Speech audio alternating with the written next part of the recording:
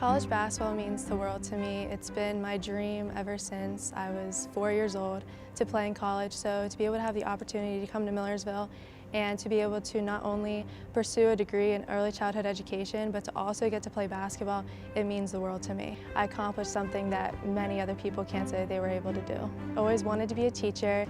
Education pretty much runs in my family. My mom's a teacher. My grandfather was a principal. And I love helping people. Millersville is definitely one of the top-ranked schools for early childhood education. So for me to be able to come here, I've had so many opportunities already, being able to go to schools close by and to be able to observe some really great teachers, and my professors are amazing. So for me to be able to come here and get that sort of education and to learn from the best, that's unexplainable.